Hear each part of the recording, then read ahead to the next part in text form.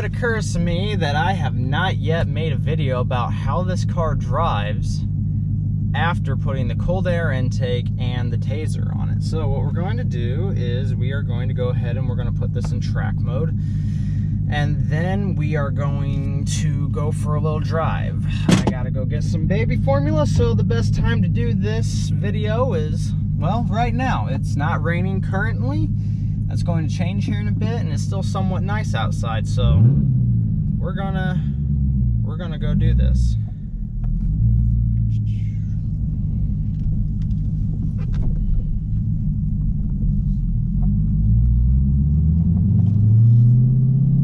Last couple videos I did on this was getting the Tazer installed, and then the one before that for the Challenger, I got the cold air intake installed. And quite frankly, I mean, I've probably spent, I don't know, the Tazer was like $200-ish, and the cold air intake was, God, how much was the cold air intake? Maybe like $300. So I probably spent $500 altogether for both of these parts. And honestly,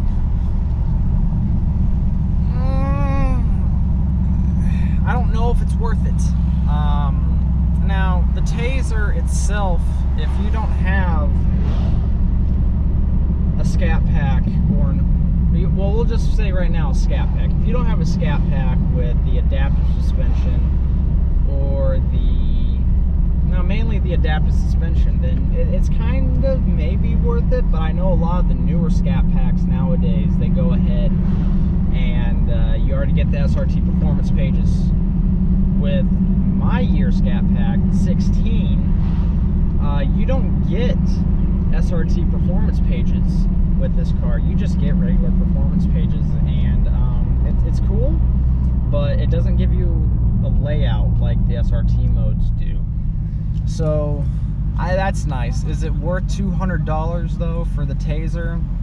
Maybe. I got line lock, I got the automatic cool down, I got SRT performance pages that came with the track mode, so the car actually runs a little bit quicker in track mode than it does in the standard sport mode, which is cool. I like that a lot.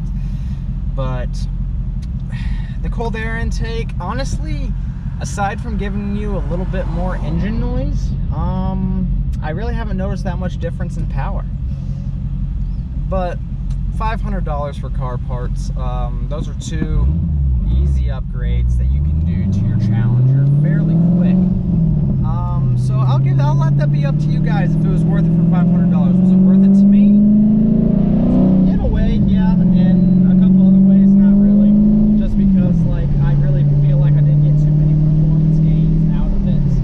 But it is a little quicker with the track mode, and maybe it's a little bit quicker with the cold air intake, but $500 worth of parts, it's up to you. If you want to spend the money, go ahead. I recommend doing these two things. But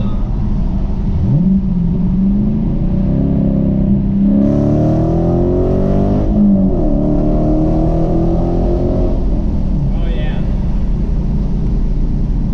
track mode feels sexy.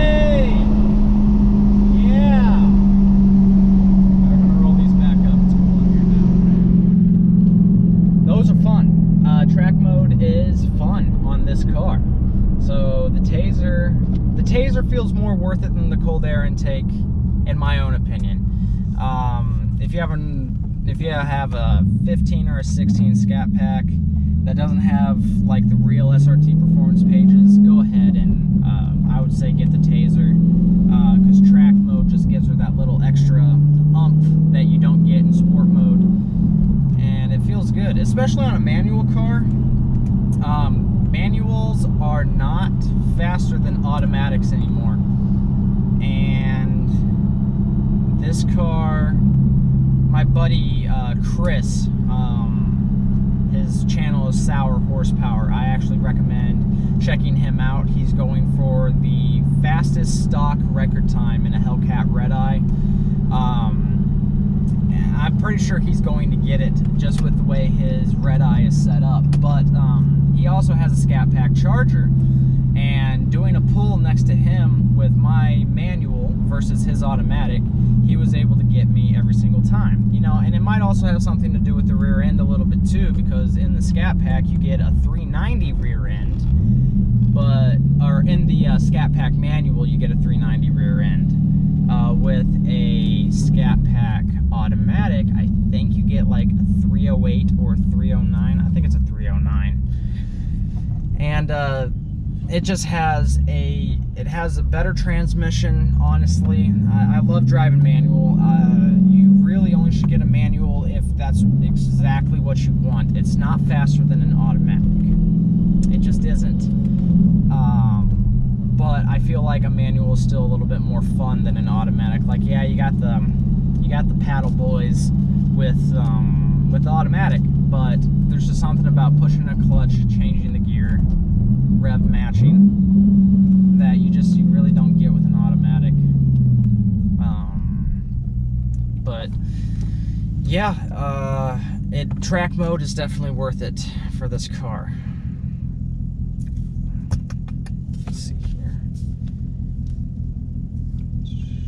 Sorry, I had a tire pressure sensor go out, and it just, every time my car starts up, it puts me on the tire pressure screen, even though I don't want it to be there. But yeah, after reviewing, and this is my review of both the Tazer and the Mopar cold air intake.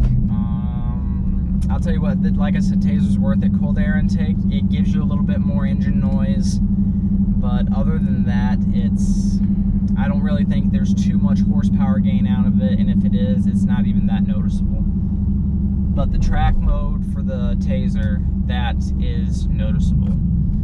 So I would get the Tazer, and I'd get the cold air intake if you want to hear a little bit more engine noise. I hear a little bit more of like the engine and the air being sucked in than I did on the stock box.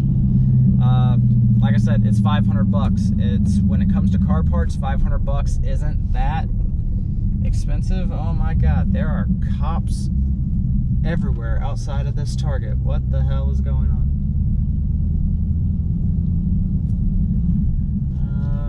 Well, we're gonna go in anyways, whether or not the Popo 5.0 is here or not.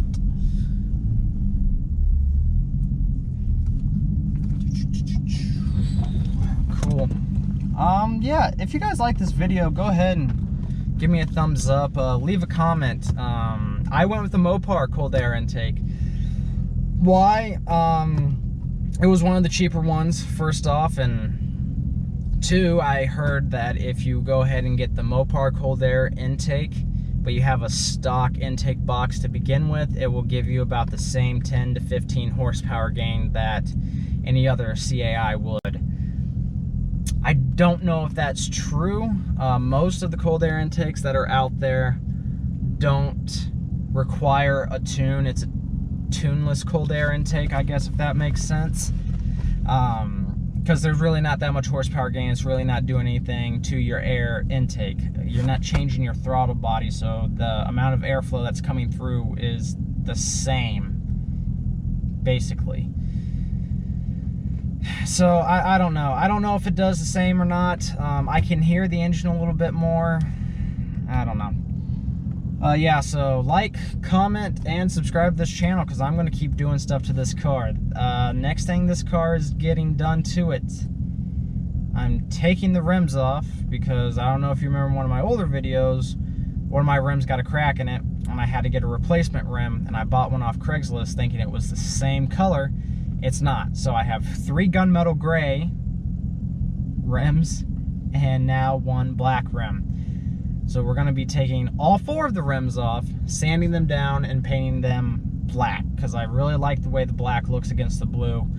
While we're doing that, we are also going to be taking off the calipers. We're going to be painting the calipers red.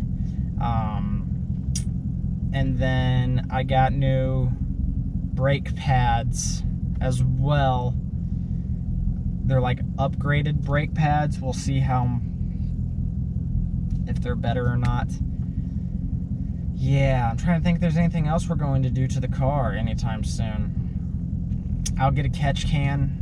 I only have like 5 months left on my factory warranty on this car, and I intend on riding that out as I'm going to ride it out.